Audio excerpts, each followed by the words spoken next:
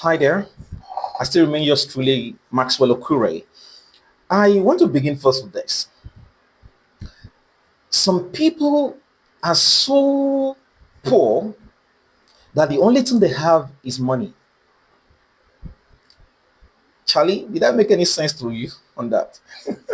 Sorry about that, really. Okay. Some people are so poor that the only thing they have is money. Now, I know as you listen to this, you're really wondering in your head, like, how can I be poor, so poor that the only thing I have is money? Yes, you can have money and still be poor.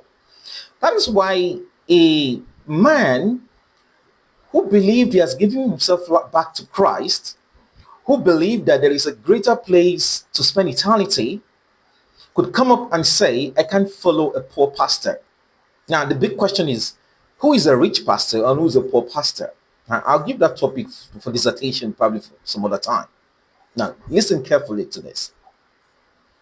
Most people that profess wealth today or riches today are the same people who strongly believe they couldn't or wouldn't have been able to make it in life. That is why they glorify wealth. In fact, they are moved by the sight of wealth. And it still caught my attention back to what I have been anchoring over and over and over. The followership needs to be very, very, very cautious. Who do you follow? Because if a man of God that we run to when we have problems, that we call his name because he believes in a God that we all truly believe in, could sputter, could insinuate things like this, it calls for a measure of sober reflection, sincerely, in my opinion. And this narrows down my talk today to two things: know when to use your head and know when to use your heart. Very, very important. Very, very important. Am I making sense with this? Now, when you're using your head, your heart has no business in that spectrum, in that space. When you're using your heart, your head has no business in that confinement. You need to create a bifurcation, a separation to when I use my head and when I use my heart. Let me give you a practical instances. A lot of us know who Barack Obama is, the black president of America, blah blah blah. He did his two-term in the US and whatever. Yeah. He's married to Michelle Obama. Now, let me quickly say something about how they met. In the chambers where Obama was working, Michelle was the senior counsel in that chamber, meaning Barack Obama was, in a way, under, like a subordinate to Michelle. Please don't take my words for it. You can Google. Okay.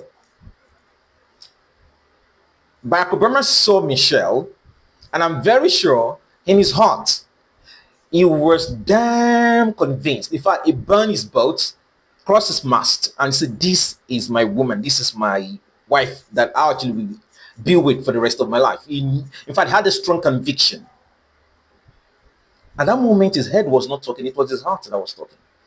Now, you can imagine you moving to your senior, somebody that you only say good morning, Marty.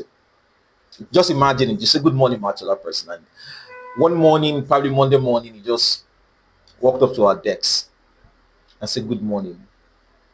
Ever since I came into this office, can't just get my mind off you. I love you so much. Will you marry me? You can imagine how that sounds really to your senior. And she'll be there just lay back, you know, prostrate in disbelief, and just looks at you like, is he nuts? Is he okay? And that probably would have been what would be going on in Michelle's mind. But that was what really happened. I'm very sure Barack Obama would have had the same position as Esther did in the Bible, where he made as a president before the king, which was not supposed to be. And he said in the book of Esther, if I perish, I perish. You get.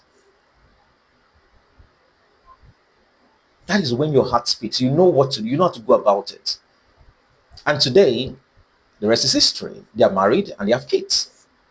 That is when you know when your heart is talking and you go with it. Let me give you another position to this. When your head talks. Most of us watch WWE, this wrestling whatever. I never knew that the wrestling was scripted, not until a few years back when Undertaker lost to Brock Lesnar. That's when I knew fully that they script those wrestling things you see. So it's not real. So don't get all theory and whatever about what happens there. It's all scripted, just like a Nollywood movie or Hollywood movie. Now, Triple H, the current CEO, not acting anymore, current CEO of WWE after Vince McMahon left due to a scandal. When he was starting off with the company, he had a girlfriend known as China, and they were all into each other. In fact, it was very, very, how do I put it now? It's like a certain situation that they actually were going to marry and settle down. The bond was so tight, the affection was so real.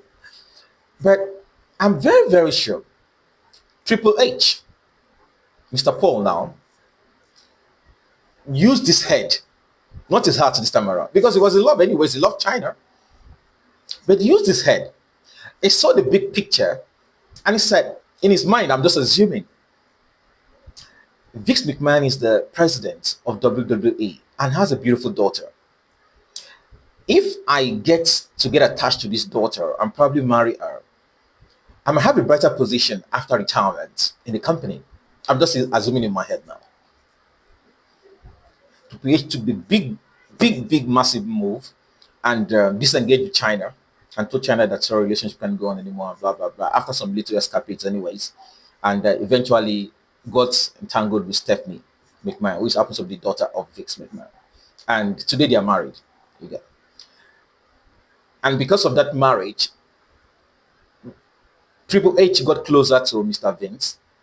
And Mr. Vince left as a result of the scandal that he had, and now Triple H is in charge. And don't forget, Vince McMahon has a son already, but probably they saw a bigger thing. They saw a very clinical managerial disposition with Triple H. And today Triple H is in charge. In fact, concluding with the NXT version or probably angle of annex of it there. So the guy is like sitting supreme in the wrestling confinement. That is when you know when to use your head. Now, Triple H should have used his heart. He loved China. China loved him, but he really saw the bigger picture.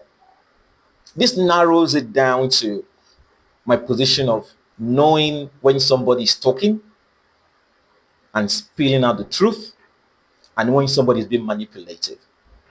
Sincerely. The greatest material today, that is being manipulated enormously. In fact, I'm yet to see a book that is being manipulated the way the Bible is being manipulated today. I'm yet to see a book. People just come up and they just turn it all around and pick verses that suits their, order, that suits their proclamation, their interest. And they just project it. And the followership will just buy everything hook, line, and sinker. And allows the manipulator to go scot-free. And I keep hammering on this. Before the Bible was canonized, before the Bible was put together and commercialized through the printing press, there was common sense. There was common sense. So he see people who quote the scriptures. I do too. So you can't tell me anything that is out of place on the scripture. I do too. But before the scriptures, there was common sense. And I could say it today, tomorrow, and even any fine